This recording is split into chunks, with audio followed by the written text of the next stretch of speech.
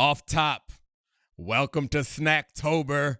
Play the music. This is the Domonique Foxworth Show.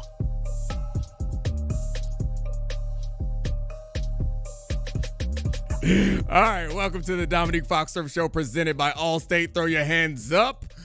Thank you, Allstate, for presenting this fine show. If you guys didn't know, it is Charlie the Vanilla Snacks month. This man is having a weekend. What a weekend. He's gone his whole life without having a quarterback, and he's got one. Two of them. And Jaden Daniels. That's two. And in case you guys didn't know, Charlie is not only a Washington commie, he is a Vanderbilt commie, and those commies had the best weekend. So, Charlie, I mean, how'd you make this happen? Can I tell you I was more excited about Jaden Daniels' performance against the Browns than Vanderbilt beating Alabama, just because I think it portends to a more significant future for me. Yeah, but that was the high point. We are joined, as usual, on Monday by our buddy, Bill Barnwell. Hey, Bill. No commie relations for me, unfortunately. Yeah, you're not. I mean, well, I don't know. I haven't read your manifesto yet. We'll figure that out at some point. So yeah, I mean, obviously, you would be more excited. I don't know, like. This is the high point. Yeah, it's never going to get better than this for Vanderbilt. But you believe that you have a quarterback, so it's going to be smooth sailing for the Washington Commanders. We'll get to the Commanders, but the fact of the matter is we're running one of the most efficient offenses in NFL history when I thought we were going to win like 4 games this year. It's hard not to be really excited. Yeah, I guess it's weird for us to start on the Commanders. Where do you want to start? Also, the other thing about Vandy, the last thing before I move on, is if Clark Lee is really this good of a coach, he's probably going to be the coach at Michigan in 6 months. That's what we do. Yeah, I mean, you guys are a minor league for coaches. That's right. Proof and ground. Shout out to the guy who recruited me, James Franklin. Yep. Who springboarded right off of you guys into Penn State. Nice long career there. Yeah. All right, so let's talk some NFL. We're going to start with the Sunday morning game, Jets-Vikings. We have to start with the Rodgers side of it because they were immediately down almost 17-0 against the Vikings in London, and they scrapped back to make it a game, but it felt too far gone, and Rodgers threw a pretty bad interception at the end to close it. This is the low-hanging fruit. Is Aaron Rodgers completely washed, and is the Jets' mess fair? Should we blame it all on him? I mean, completely washed, I'd say no, and we can't blame it all on him. Well, I guess you can blame it all on Joe Douglas for handing it all over to. I feel like there's someone here who wants to say something with their chest, and I'm just out here meandering because I'm not brave enough to blame it all on Aaron Rodgers, as Bill Barnwell might be. He's getting antsy over there. Oh yeah, I'm heated up over here. No, there's Aaron. It is Aaron Rodgers' fault, but not for the reasons you might think. It is not because of Aaron Rodgers, the quarterback, who's causing these problems. It is Aaron Rodgers, the personnel executive, who decided the best coach for this football team when it came to the offense was Nathaniel Hackett. And I don't know, it feels like one of the stories of this year, not only in the NFL, but on the Domonique Foxworth Show itself, has been that Brian Flores knows what he's doing. And we had a situation here today, or on Sunday, where it was Brian Flores, maybe the best DC in the league, one of the best defensive minds in all of football, against Nathaniel Hackett, who doesn't really have answers for anything.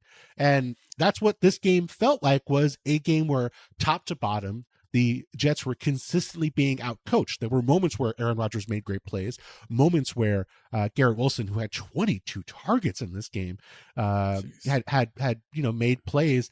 But this was really a contest where it felt like the Jets were constantly playing from behind, not just in terms of the scoreboard, but also in terms of understanding where the solutions were against this defense. And only other thing I wanted to say is that the thing that really reinforced this for me is last week they play the Broncos. The Broncos get them at the end of the game with an overload blitz. There's an extra guy coming off the edge. Rodgers gets sacked. It ends the game. Brian Flores rolled out the exact same blitz, and it worked. And the same thing happened. Exactly.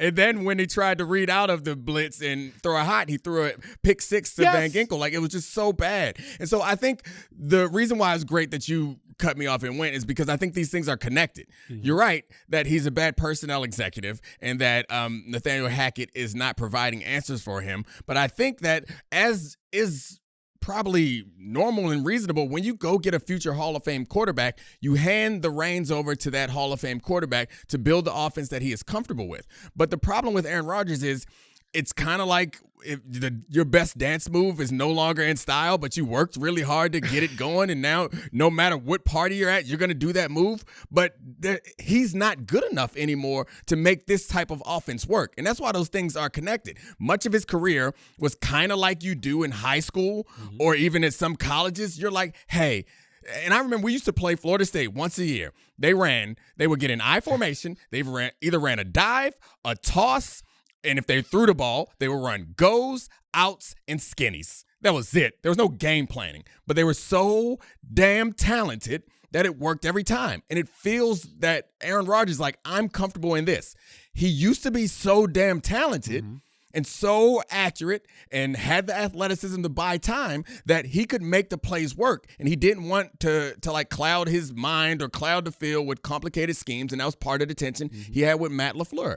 And it seems like now he's like, all right, I know on third down, I want this thing to happen. I'm going to use my hard count to get them to show me what coverage they're in. And then I'll have the accuracy to fit it into a tight window, the velocity to get it done, or the athleticism to buy time and make it happen, which he shows that he has some of those things some of the time, but he doesn't have it enough anymore. And so he's not completely washed. What are you thinking? 63%? 65%? Sure. 68%? We're thinking the US to UK exchange rate, whatever that is, 70%. That is the extent to which Aaron Rodgers is washed. It really is a valid point, Dominique, because you look at the numbers for what this offense does. They're the most static offense in the league. Like, they run motion at the third lowest rate, I believe, in all of football, depending on what you define motion as. But they're in the bottom quarter of the league, no matter how you look at it. I think Rodgers is 30th in play action QBR. They run play action at one of the lowest rates in all of football. Like, this idea that Aaron Rodgers was just going to diagnose you pre-snap and then break you down post-snap, you either have to have the athleticism of a young Rodgers, the ability to extend the play the way a young Rodgers do, or you have to have this incredible connection with your receivers, right, where you know exactly what they're going to do, you know exactly where to put the football, you know exactly where they're going to improvise the moment things break down, and you don't have that if you're Aaron Rodgers, and so this thing gets broken. Yeah, and we've seen in this particular game and other games where he's doing a like throw behind, just a step behind, and the receivers are confused when it's coming. The game ended on one of those throws where it seemed like Aaron Rodgers anticipated a blitz, so he got rid of the ball. There was no blitz, and he threw it right into Stephon Gilmore's lap. And Mike Williams was the receiver who was still running down the field, not expecting the ball. He did it to Garrett Wilson earlier in the game. The only player that he has that seems to be on the same page as him is Lazard. And to my original point, if you're going to run this like players win the game style of offense, you're going to need more than one player to get it done, and they don't have that. So, Dominique, what do you think? So we've seen some Hall of Fame quarterbacks go to new spots and be like incredibly successful. What is different between Brady bringing his show to Tampa, Peyton recreating his offense in Denver, and what Rodgers is doing here? I hate to do this because this like goes against like who I am. Is like normally like a laid back guy, but I have noticed one of the things that is different for Aaron Rodgers is when Brady went to Denver, it was during a lockout, and Brady was so focused on getting everything right that they violated the lockout protocol and had practices. That was Peyton. Oh, I'm sorry. That's Peyton. My bad. Peyton. They violated the lockout protocols with Peyton in Denver and had practice anyway. And when Brady is in Tampa, they violate the COVID protocols to have practice on a secret high school field. There's something to be said. And I don't think that, and Aaron Rodgers this offseason is like, hey, I want to go to Egypt during minicamp. And I'm not naive enough to say that it's a one-for-one change, but there is something about the mentality and the preparation and the flexibility and the coordination that I feel like you can extrapolate some meaning behind this. I'm not saying the one thing is the difference, but it seems like they're more bought into making this work. And they're addicted to football. He's not. Which is healthy. I think he's healthy. The rare appearance of Karen Foxworth on this show. Please, can I see the manager? Yeah, you guys are practicing too much. You're not practicing enough. Wow. My mom's real name is Karen, actually. So, there is an actual Karen Foxworth out here, but she is not a Karen.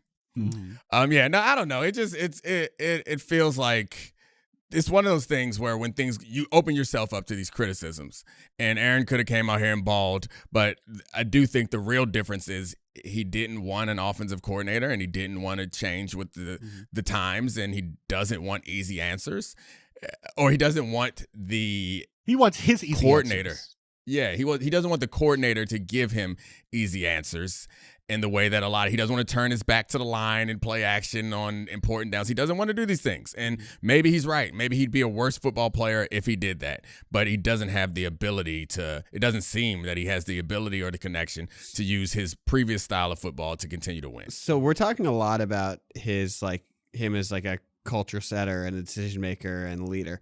But Breece Hall and Garrett Wilson have struggled in general with him, and he hasn't elevated him. We've talked about how quarterbacks can elevate these skill position players. Physically, are we still sure he's good? And this is a two-parter of this. Ooh, really good. As good as we think he can be for them to win. And, Davante Adams is floating out there as a potential trade target.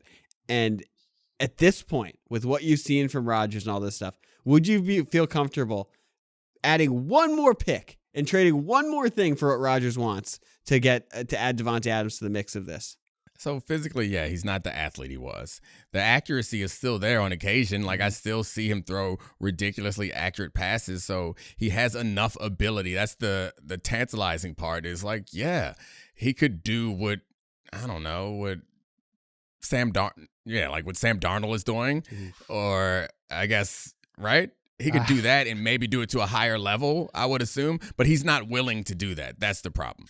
What was your question? Should they trade for Davante Adams? So that's I'm of two minds. I honestly, I think, yeah. It's like at this point, you can try to salvage this season in some way. It doesn't feel like they have a chance to win now. I don't know what the percentages are, but I think Davante Adams makes them better. How much better? I don't know. But I think it's enough for at least a second-round pick, right, Bill? But that's why you do it, right? Like, this is a situation where we don't think Aaron Rodgers is about to change. We don't think they're about to shift the offense. They're not going to fire Nathaniel Hackett. Maybe they will. I mean, they probably, frankly, could do a lot better at offensive coordinator, but they're not going to do that. So what's the one change you can make to this offense? You can bring in someone Aaron Rodgers is familiar with, who already knows the scheme, who he can improvise with, who is going to be a player who can kind of accelerate that process for Rodgers of going from, I don't trust or really know these guys outside of Allen Lazard, to, oh, you have my favorite receiver of all time. But my only question is, who are you taking out of the lineup to put Davante Adams in? Not that you're not going to bench Garrett Wilson, obviously. Lazard has been their best receiver for most of the year, frankly. Maybe, I guess you're benching Mike Williams, but that's a lot of, you do it if you're all in, but it just feels like they invested a lot of money to have him come in and be the number 2 receiver. And now you're basically taking him out of the lineup because Aaron Rodgers needs an old friend to survive. Yes, I see a Lazard. I mean, this honestly sounds like the Jets are Aaron Rodgers addicts. Like, it's like one more spin on Rodgers roulette, and we're going to win it all back, buddy. And the fact of the matter is, you could. You could win it all back. It's not likely. It's not going to happen. Okay, I agree with you that Adams doesn't fix this, but no Adams definitely doesn't fix it. Yeah, you have to change something, right? You're not changing the quarterback, but it's like the easiest button to pull. The offensive coordinator. Like, I guarantee you, Joe Douglas, Robert Saleh, that entire flight back to the U.S., they were just thinking, man, if I just make this one trade, all the headlines stop, all the stuff stops. Every Jets fan goes from being like, this dude kind of sucks, to being thrilled. Like, it hits the reset button. How many weeks though? On like 3. That buys you a lot of time in New York. I feel like this is a team that also, by the way, next week they play the Bills, who are struggling in their own way. Probably the best team still in the AFC East, though. So if you win that game, suddenly it feels like you flipped, you turned things around.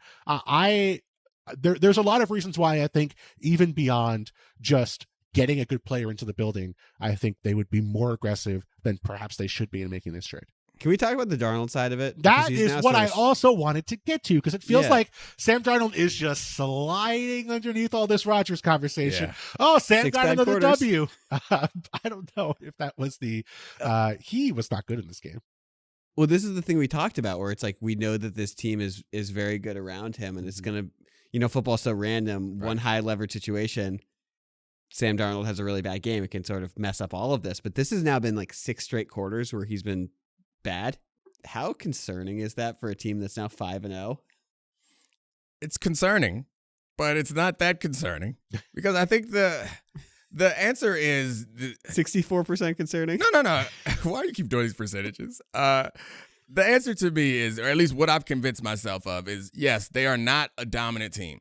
They're not going to rip through the league, even though it looks like they are right now. They're not going to rip through the playoffs. They're going to be a team that's going to need their quarterback to make some plays, big plays at important moments. Mm-hmm.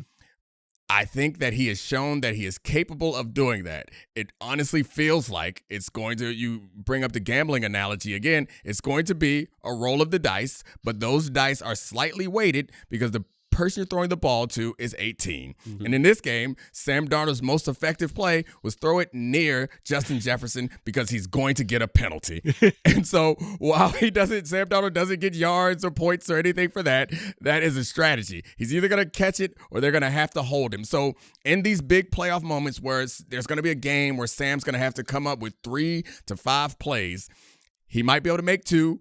Justin's going to make the other 3 is the way I would feel about this if I were this team who had their supposedly starting quarterback get injured. So like this is a decent spot to be in if you're the Vikings. Yeah, Charlie is just angling for the Pastronaut to come in and save the Vikings later in the year based on what we saw a year ago. I mean, Sauce Gardner was trying to get sent off in this game based on how many flags he got. He was trying to get red carded.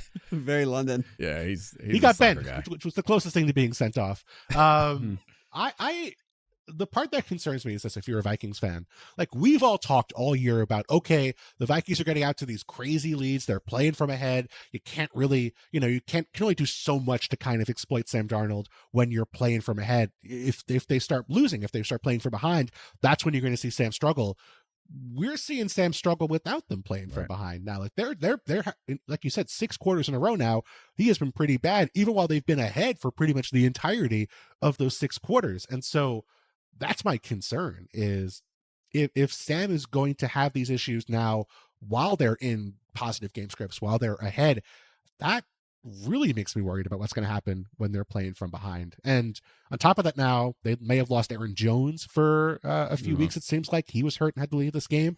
So to me, like, you're not expecting to go undefeated. Like the Vikings are not a 17-0 team. I think the Vikings themselves realize that, but you want to at least have something in terms of either a higher floor or a higher ceiling. If Sam's going to be the guy who can go nuclear and win you a game on his own, once a month, that's great.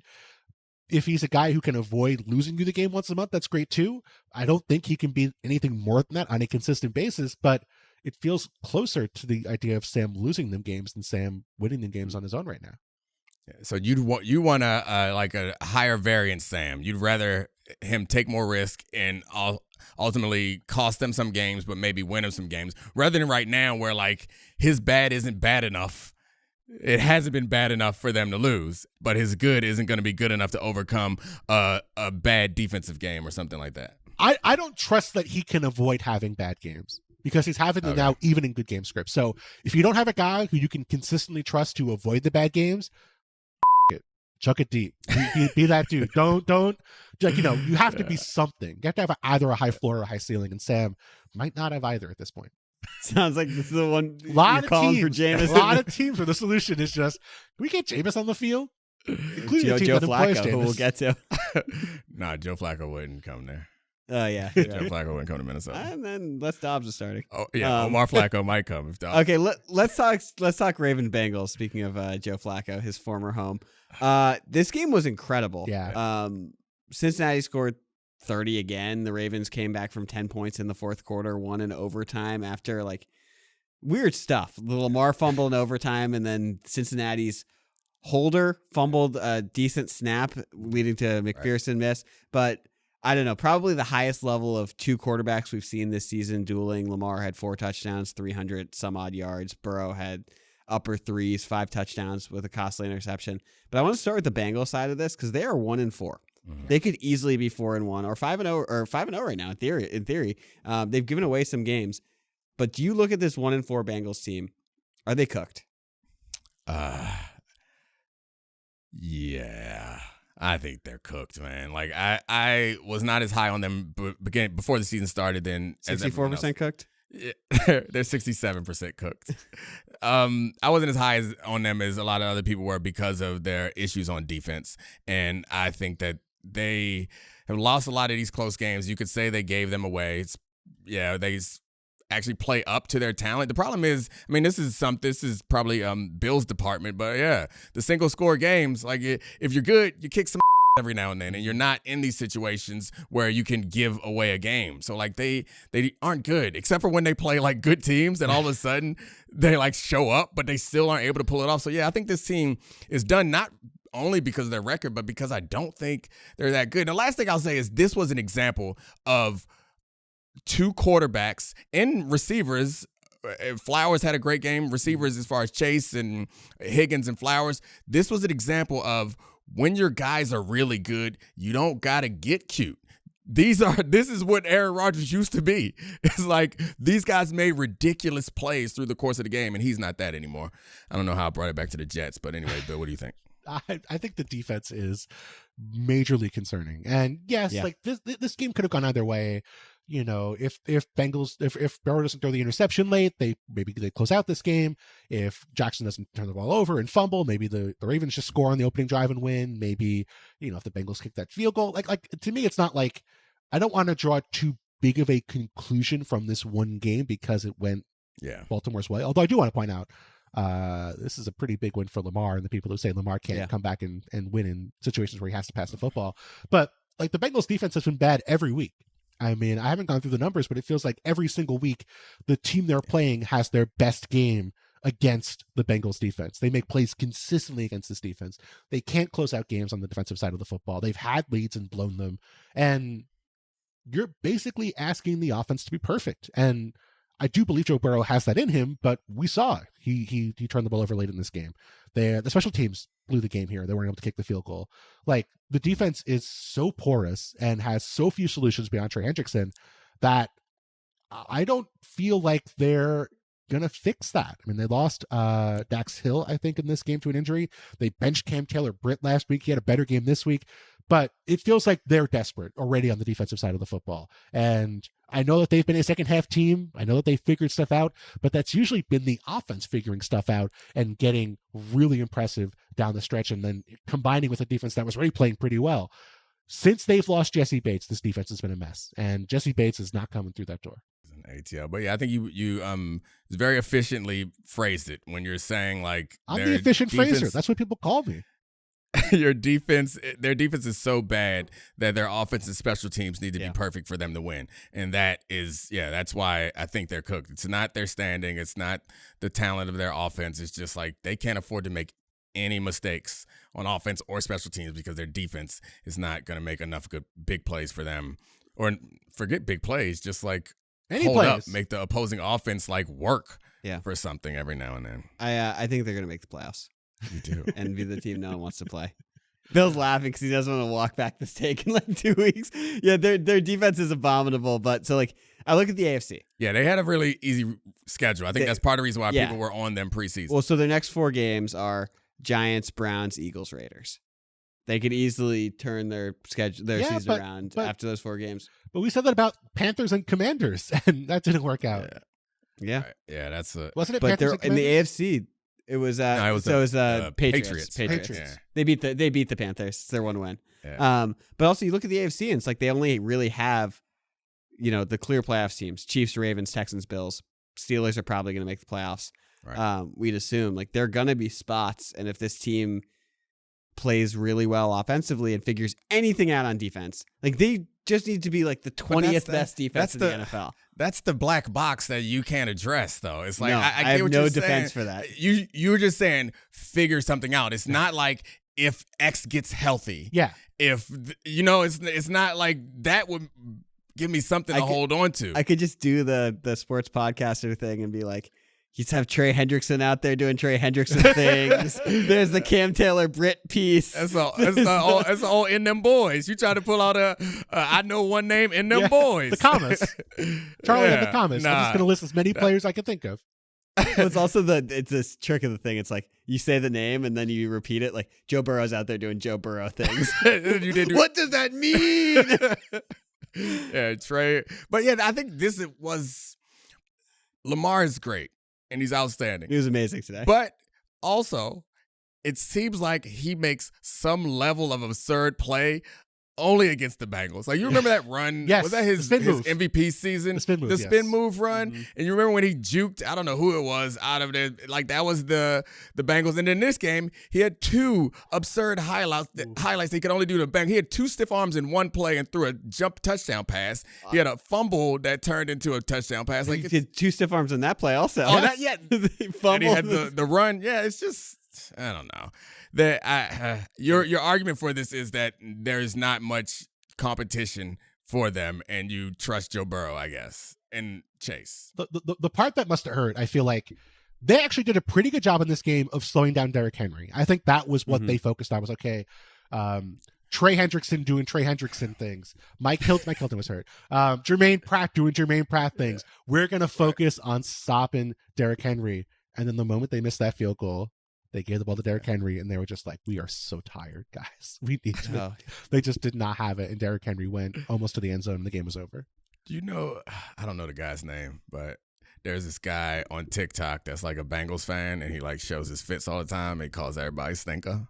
You don't know what I'm talking about? All right. Well, This sounds like somebody an AI, knows, and they appreciate it. I'll show it to you. He makes me laugh. He makes me smile. I feel sad for him because he's a Bengals fan, but this team, I mean, the positive side of this is 4 weeks ago, we were wondering if Joe Burrow could pick up a water bottle. Yeah. And now he's like, if they weren't 1-4, he'd be an MVP very candidate. much in the MVP candidate. Yeah. I forgot all about that. The season goes so fast. Yeah. It's like the narratives flip on a dime. But And any thoughts on the Ravens and their performance? This is the Ravens obviously an amazing regular season football team. This is what they do always. But it's been a very manic team this year where 1 week the defense is shutting down Josh Allen. 1 week we're not sure if they can get a stop at all against Joe Burrow. I think the dots that we did last week on the Ravens offense on the Ravens defense kind of predicted this particular outcome. And that we pointed out that the Ravens defense was stellar against the Bills because they had no receivers to eat up any more resources. The Bills didn't have receivers that scared them. And you know what the Bengals have? Receivers that can create problems. So I think that's what it was. I did a quick film study of this game, and just to see the big plays and the success that the Bengals were having. And it was like, these guys are really good. It wasn't like a scheme breakdown. It wasn't a player breakdown. It was like Joe Burrow's really good and Higgins and Chase are really good. Well, you know who the Ravens play next week? I do. The Mandos. Can't wait. Team that does not need receivers because they have a quarterback who transcends the sport. It's gonna be we're gonna be deciding the MVP debate in week 6.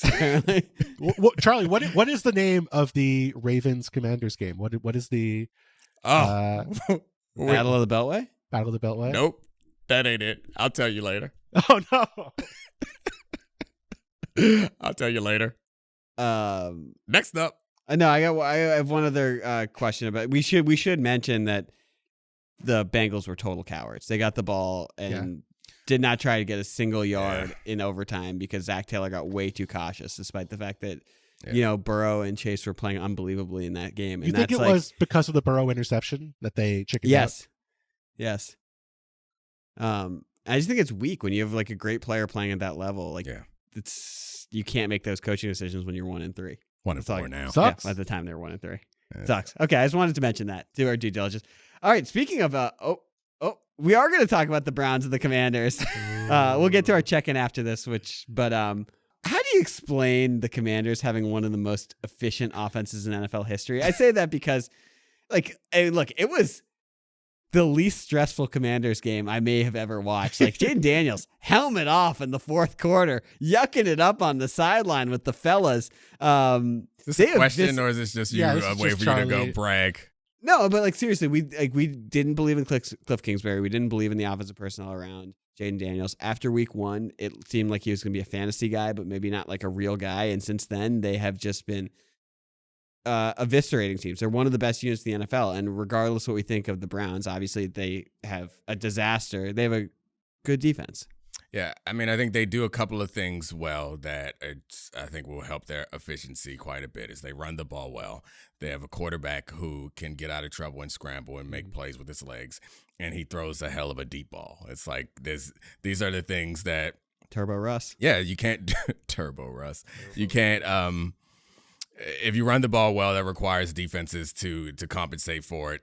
And if you have a quarterback who can get out of trouble with his legs, and also like is a threat to run, which then feeds the rushing attack also, it's going to give you deep play opportunities. Like this is the ideal of an athletic quarterback who can also throw. Is what he's going to make you pay for is committing resources up to stop him in the rushing attack. If he can be accurate, which is Jaden's like his best quality, his most unique quality is his accuracy on deep ball throws, then he's going to make you pay. And that's like, no disrespect to Cliff Kingsbury, but he's not doing any sort of scheme magic. I think he's calling good games, but it's not scheme, I guess is what I'm saying. Yeah, I mean, it isn't and isn't, though. Like, I think he's calling stuff that plays to Jaden Daniels' strengths. Like, he's been very selective about when he uses Jaden as a runner, which is almost always near the goal line. A lot of Jaden's runs have been scrambles as opposed to, like, design quarterback run game.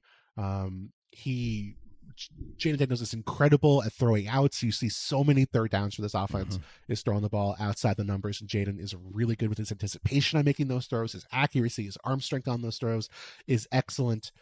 And then I don't think this was a great matchup for the Browns. I mean, what they did really well last year was they were basically a cover one man team. Like they wanted to be very aggressive. They wanted to man up your receivers, and they wanted to beat you that way. And that is just inviting Jaden Daniels to run on you as a scrambler. And I haven't seen the man zone splits for this game. I watched it pretty closely, but don't have the all 22 for it. It felt like that was not a matchup the Browns were comfortable doing. And as the game wore on, we saw, even with the, fair to say, limited Washington receivers, those guys were still getting open. And actually, so De'Ami Brown caught a touchdown in this game, right? Yeah. Last week it was Olamide Zaccheaus caught a touchdown in this game, or in that game. I feel like we should have some kind of like reconciliation commission where if you're a wide receiver from the Daniel Snyder era, you should be allowed to apply to play one game in this offense and catch a touchdown pass. Like Vernius Cole should be allowed to come on the field for a game. Paul Richardson needs to score a touchdown for this team. Just whatever Commanders Washington receiver from the past, Pierre Garçon, should be allowed to score a few touchdowns. I think the other thing that you brought up that I thought is I could kind of piggyback off of is like his ability to throw the throws that defenses are daring you to throw, I think helps. So like generally defenses want to like take away the middle of the field out, because the hardest thing to do is consistently throw far field outs and comebacks, and it's a hard way to live. And if that's something that he throws well, and especially if you're running the ball inside well, and it's something that the defense generally a lot of defenses in this league are inviting that sort of throw, and he's throwing it well. And I didn't mean to disparage Cliff Kingsbury in the way that he's calling the game, because I do think he's calling the game really well, but he's not scheming. Like I don't watch this game and see people running open like I do occasionally for Sam Darnold. It's like the quarterback's really making a lot of this work, and Cliff is playing well into it. Can we talk about the other quarterback really quickly before we move on? Oh boy. Do we have to? Why the hell is he playing football still for the Cleveland Browns? Like, I don't know why. But at a certain point, like if you were on the Cleveland Browns, Domonique, would there be a mutiny? Known mutiny leader Domonique Foxworth would not lead a mutiny. Like, I think there's certain things that we kind of all understand. It's like you pay this guy a bunch of money, he's going to play. I think at a certain point, it depends on like Myles Garrett. It depends on the real leaders on that team. Those guys. So like, take his helmet. I was never one of those. I was never one of those guys. Like I was a leader in the union, but I wasn't like Ray Lewis or Ed Reed or anything like that on my teams, or Al Wilson when I was in Denver. So like, as long as those guys are not saying anything, which they should go to the coach and change it. But you kind of know what you're dealing with. I think at some point it's going to get bad enough, and most people pointed out he played well last week. It wasn't his fault. This team just 8.6 QBR today. Yeah, it's terrible. This feels like a scenario where it's like, an old communist regime. Like, you don't let news leak through from the outside world. Right. Like, Myles Garrett will show up to the game. How did Joe Flacco do yesterday? And there's going to be like, there are no cameras there. I'm sorry. We didn't get any there were no reports of that game. I think they lost, but I don't know what the score was. Sorry, Miles. Like, they're going to have to wait like 3 weeks from now. Myles Garrett's going to realize that Joe Flacco's been balling out in Indianapolis, and that's when things are going to change. I mean, think about all of the starting quarterbacks the Browns have had. This one's the worst. Like, at football, he's the worst. Johnny Manziel? Not this bad. Johnny was one of the better ones. Like, I don't know. PJ Walker, putting DTR, Jeff Driscoll, Kevin Hogan. What's Deshaun Kaiser doing? Like, he can get him, or he could come play for this team. This is I just did my Remember Some Guys podcast take. Charlie also needed to do a Remember Some Guys podcast take. I respect it. I only remembered like 74% of the Browns quarterbacks since 2009.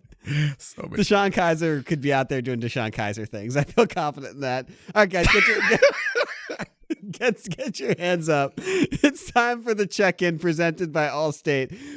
The Colts, they had a valiant comeback. They lost to the Jaguars. Bill's beloved Jacksonville Jaguars, who won their first game in months. But I need to ask you, how do you explain Joe Flacco? This man is 8 days older than Anthony Richards' mom. He was on the couch for most of last year. He led the Browns to the playoffs. Now he's on the Indianapolis Colts. He logged the fastest top speed of his career, running 18.76 miles per hour. He threw over 300 yards passing through the air, had 3 touchdown passes, and he looks like a top half of the league starting quarterback. How is that possible? So, I mean, it's funny where last year, you have to remember how the season ended for Joe Flacco. So we know, we know that he's capable of reaching. I mean, it's kind of been his career. It's like he's capable of reaching these heights. He had a stretch in the playoffs where he did it and won a Super Bowl, but he's also capable of having bad games. But I think the combination of understanding that about Joe Flacco and also accepting that he is not anyone's quarterback of the future. It's like, yeah, I think there probably are some quarterbacks. You hear Cam Newton talking about himself all the time. Like, there are some quarterbacks who probably could perform better. I need to say one thing really quickly. Okay. If we're going to use the phrase, remember how last year ended, I want you to remember that on any Dak Prescott topic we do moving forward. Okay. What about I will carry on. I will never remember how last year ended. We have Karen Foxworth on one side of the show, and the other side we have make sure you save that energy for Dak Prescott guy. Wow.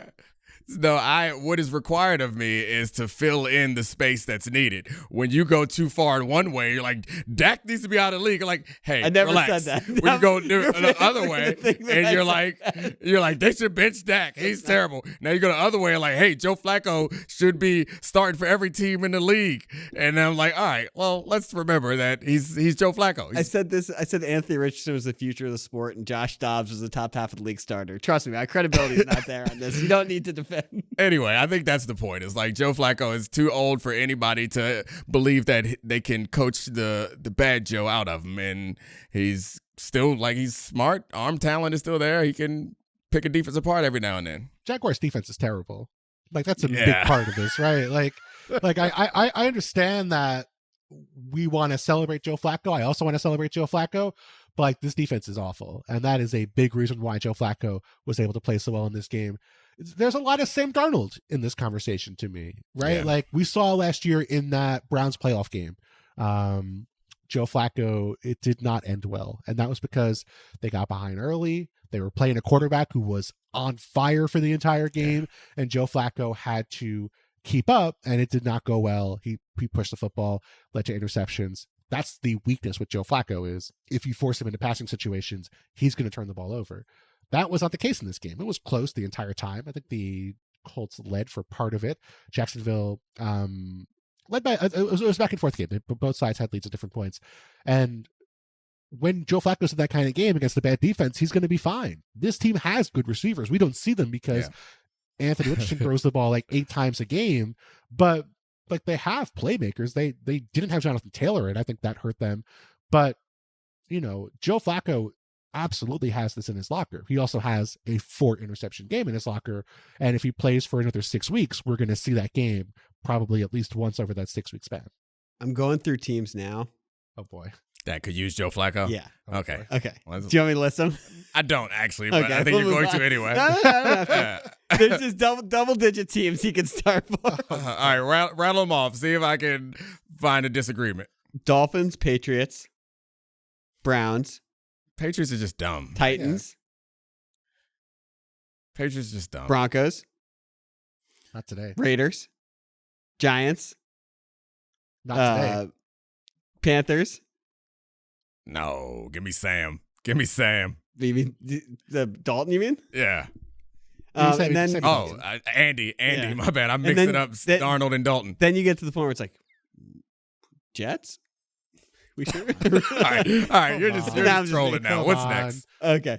Oh God. So, Bill, do you have before we finish our TV broadcast? Do you want to hear my conspiracy theory that was teased? Because this comes off. It's actually. I don't want it. course You I got to do. deliver this with a serious straight I'm face. serious. Right, this is what I because- actually thought watching yeah. the games today. You don't get to laugh this one off. Okay. You know, the narrative the first month of the season was what happened to passing in the NFL? Yeah. Why is passing down? We're going to blame too high. Kirk Cousins has 500 yards. Joe Flacco and Trevor Lawrence are close to 400 yards. We see the explosion from Lamar Jackson and Joe Burrow. I think Goodell pulled an Adam Silver, where in the middle of the season, scoring was out of control in the NBA, and he's like, we're changing the rules. Goodell was like, let people hold. We need time in the pocket. Like, I was watching that Ravens game, and there was a play where Patrick Ricard held twice. Twice. And Lamar he ended up throwing the ball away, but he had 12 seconds to throw. Roger was on the horn as like, we need passing numbers up. We need touchdowns. So your evidence here is you watched one play where Patrick Ricard That's held right. twice. Well, I really just saw Kirk Cousins have 500 yards. I was like, something is up. Yeah. It set off the alarm bells, and then today confirmed it. Well, somebody needs to call Andy Reid and tell him to have his linemen hold because they are struggling. Yes. I listen, I feel like the idea that teams had never seen too high coverage before this season was a little crazy. We've seen better quarterback play. We've seen more return touchdowns. There were 4 return touchdowns in the 4:00 window today. That's helped scoring a little bit. I was never really concerned this was going to be a long-term problem, but you got to try stuff. Look, we saw teams early in the year. They just wanted to throw bubbles. They wanted to run the football into bad boxes. They wanted to, throw the hots everyone expecting. You have to be Jaden Daniels. You got to throw that stutter go. If someone's going to big blitz you got to put the fear of God into them if they're going to rush you. And the best quarterback in football has done that, but not a lot of other teams can do that week after week. Also got to cheat, according to Charlie. Cheating helps. Cheating Change the rules always without helps. telling anyone. Yeah, Giants might have cheated tonight and got away with it and won a game. So always cheat if you can. Bills Texans. All right. The Texans seemed like they were cruising early in this game. Nico Collins went out with a hamstring injury. The Texans offense seemed to sputter a little bit after that. They ended up winning 23-20. It has been sort of rough for the Bills offense for the last couple of weeks, but this is also a Texans team that just doesn't seem to be running smoothly. After this game, do either of these teams feel good about their performance today, Bill? Texans do, because their defense showed up, right? I mean, if you hold Josh Allen to 9 of 30, feels like you're doing something right, no? I mean, I think the funny thing about watching the Texans offense, I think the Texans feel okay about it because they got away with the win. But watching the Texans offense, and obviously you lose Nico Collins, that changes the offense drastically. But watching CJ Stroud, I got to watch all of his throws today, and there was this mix of incredible. He did everything from throwing a perfectly accurate deep ball to a guy hitting him and throwing an accurate pass to tight window throws. He did all the hard stuff. But then he layered one ball over to the right, I think to the tight end. And I was like, damn, he's doing everything that you would ask somebody to do to prove that they can be an elite quarterback. And then they're just some really ugly ones, which I hadn't seen a whole bunch of that so far this season. So I wouldn't be terribly concerned with him, but it just was surprising to me when I was watching all his throws collect. It was like, damn, this guy is playing like the best quarterback in the league. And then it's like, what the hell is that? Yeah, do we think Josh Allen's cursed playing in Houston? This was the last time he played in Houston since that playoff game where he melted down in the second half and threw that 50-yard pass to Patrick DeMarco. Do we think Houston? It's been known to have a hold on a player or two in the past for various reasons that are much more suitable for the podcast audience than the television audience. Do we feel like Josh Allen is just cursed in Houston? No. No, I'm surprised at you, Bill. I'm surprised at you. That was a Charlie take. What I mean, we're for off any the curse, air, buddy. Anything goes now. For any curse, you have to give me the origin of the curse, right? A curse means you did something there, like you're paying for something. You did something wrong. What did he do? Was it that he decided to throw a crossbody Hail Mary to a square body that Houston was like, oh, we will never, ever forgive you? Or was that a result of him previously being cursed? What did he do to Houston? I don't know. He's cursed by the thickness in Houston. This is like a very James Harden situation. The humidity. That's the thickness we're talking. But seriously, with the Josh Allen stuff, it was like 2 weeks ago we thought this team was like going to drastically overachieve like the sum of their parts. And it has looked rough now for 2 straight weeks, aside from one possession really against the Ravens. It's the quarterbacks, man. Like their defense is not elite, but I think that they're well coached and they're pretty good. But when they go, that's what it seems like the difference is to me, is when they go up against like real quarterbacks, we're like, oh yeah, they pick out these holes and make you pay. Yeah, I would say that it felt like the Bills really missed Khalil Shakir, which is kind of sad because, Khalil Shakir should not be someone you really miss as like your number one receiver, but felt like they didn't really have a guy to go to. Dalton Kincaid, we were sort of hoping was going to take that leap, along with every other elite tight end in football, has not been like notable or impactful this year. It's the Brock Bowers show at tight end, and everyone else is kind of disappointing. Yeah. Coleman had a big play. Coleman had a big play. He also had a pass hit him in the helmet, Domonique. That part's concerning to me. It feels like Keon Coleman is not ready. He's going to be the guy eventually, maybe by the end of the year, but he's not ready right now. And the Bills are like, they saw the instructions on the packet and it said, put it in the oven for 8 minutes. And they were like, we'll just put it in the microwave for 2. It'll be fine. It'll be just as hot. And they bit into Keon Coleman and it turns out it's still a little raw inside. They got to wait a little bit. Still pretty good though. It's really kind of delicious, but I feel like it's more like it tastes good, but it burned their mouth. Yes, exactly. Josh Allen's mouth got burned. Josh Allen may have been concussed at some point during this game. And it feels like, I don't know about you guys. Certainly it feels like from watching Red Zone when this was happening, Scott Hansen, who is really good at his job, but like a very like meek, mild mannered, like does not really, take coaches or players to task very often, was like, this decision by the Bills was terrible. Like he was destroying them for 2 minutes. And it feels like that really filtered through to the post-game analysis. I think there was a lot of people who think the Bills really screwed up that end of game scenario. Okay, last one. Let's talk about the NFC West for a second. Because it was insane. The Cardinals beat the 49ers, who are now 2-3. Bills' beloved Giants leapt over the Seahawks to beat them. The beat-up Rams, who couldn't even keep Jordan Whittington out there on the field. They're the team is in trouble when Jordan Whittington goes out, and that's trouble. They almost beat the Packers, who continue to be mercurial. The worst pick six maybe of the entire season, which is hard. There's been a lot of bad pick sixes this year, and this was a special decision from Jordan Love. Jordan Love had the best throw of the day and the worst throw of the day, which is like an Anthony Richardson special. I was gonna say it was Levis-like, but you're right. Levis wouldn't have given you the best throw also, even though he's got a great arm, but it was Anthony Richardson-esque. So what's the storyline that stood out to you from the NFC West today? I mean, to me, the shocking thing was, or the most shocking thing was the, I guess I'm thinking the Seahawks lost to the Giants because I thought the Giants were just not a serious outfit. The Seahawks played really well offensively against a competitive Well, not a competitive, like a top of the league type of team in the Lions. So I was surprised to see the Seahawks come up short. The 49ers have been not themselves, and I don't know if they're ever going to get Christian McCaffrey back, which may change some of these things. But that loss was surprising also. But it's fine. He went to Germany. He's feeling better. He has Achilles tendonitis in both of his feet, but there's no issue at all, Dominic. It is totally spreading. It's spreading.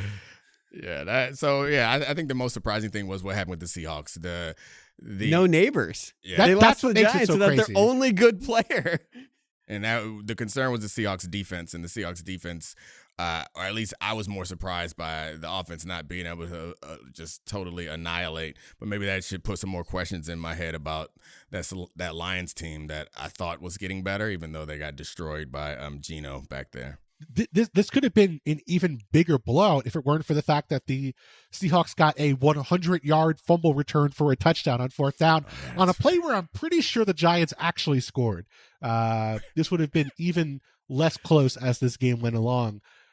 That's the thing you sort of hoped would accelerate this for the Seahawks. Like, we kind of know what this is on offense. They have talented playmakers. The offensive line's kind of inconsistent. Geno's a good quarterback. Kenneth Walker's going to have big games. He is a home run hitter who's not going to be all that consistent running the football.